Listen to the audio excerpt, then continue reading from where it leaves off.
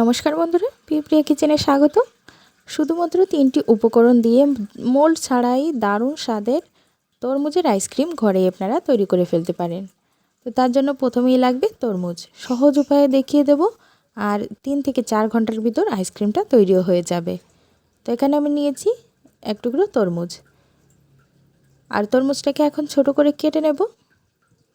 যেহেতু আইসক্রিম হবে তাই এর ভিতরে যদি বীজ থাকে আইসক্রিমটা খেতে একদমই ভালো লাগবে না, তাই এটাকে কেটে প্রথমেই ছোট ছোট করে নিতে হবে। এখন একটা ছুরির সাহায্যে খুব ভালো করে এরকম স্লাইস করে এটাকে কেটে নিচ্ছি। তরমুজের ভিতর কিন্তু খুবই রস আছে, আর এরকম রসযুক্ত তরমুজ হলে আইসক্রিমও কিন্তু অনেকটাই বেশি হবে। এখন একটি ব্লেন্ডারে দিয়ে খুব ভালো করে ব্লেন্ড করে নিতে হবে। তো আমি ব্লেন্ড করে নিচ্ছি, এর মানে এটা নয় যে তরমুজের বীজগুলো ব্লেন্ড হয়ে যাবে। ছেঁকে নেওয়ার পর আপনাদেরকে দেখিয়ে দেব যে তরমুজের বীজগুলো একদম গোটা গোটাই থেকে যাবে, কোনো রকম কিন্তু ব্লেন্ড হবে না। এখানে অনেকটাই কিন্তু তরমুজ আমি নিয়েছি।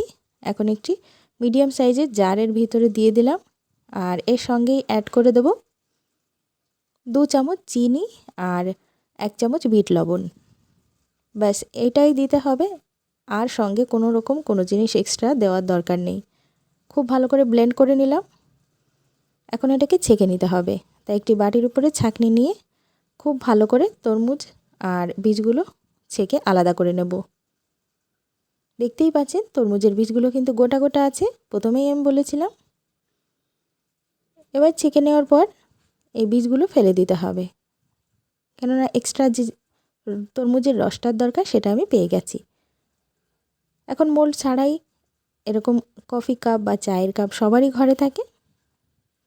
একটা চামচের সাহায্যে কাপগুলোর ভিতরে তরমুজের রসটা দিয়ে দেব। সবগুলো কাপেই আমি দিয়ে দিয়েছি।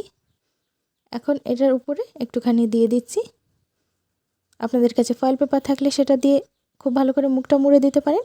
তো আমার কাছে এখানে প্লাস্টিক র্যাপ আছে, সেটা দিয়েই খুব ভালো করে আটকে দিচ্ছি। এতে করে তাড়াতাড়ি করে কিন্তু আইসক্রিমটা তৈরি হয়ে যাবে। আইসক্রিমটা তৈরি করার জন্য আমার কাছে কিছু এক্সট্রা স্টিকও ছিল, কাঠের স্টিক, সেটা দিয়েই কিন্তু আইসক্রিমগুলো কাঠিতে দিয়ে দেব। ছুরিটাকে একটুখানি গরম করে নিয়ে একটুখানি উপর থেকে প্লাস্টিকটা কেটে নিলাম, আর তারপর স্টিকগুলো বসিয়ে দিয়েছি। এখন এটাকে ফ্রিজে রেখে দেব প্রায় 3 থেকে 4 ঘন্টা। 3-4 ঘন্টা পর আপনাদেরকে খুলে দেখাচ্ছি। দেখুন কত সুন্দর আইসক্রিমটা জমে গেছে। সবগুলো আইসক্রিম আমি খুলছি না, এখন আপনাদেরকে দেখানোর জন্য শুধুমাত্র 3-4টে আইসক্রিম আমি এখানে খুলে দেখিয়ে দিচ্ছি যে আইসক্রিমগুলো ঠিক কতটা সুন্দর তৈরি হয়েছে। দেখেই বুঝতে পারছেন কত সুন্দর জমে গেছে, আর এতটা গরম পড়েছে যে কাপ থেকে বের করার সঙ্গে সঙ্গেই তো তরমুজের আইসক্রিমটা গলতে শুরু করে দিয়েছে।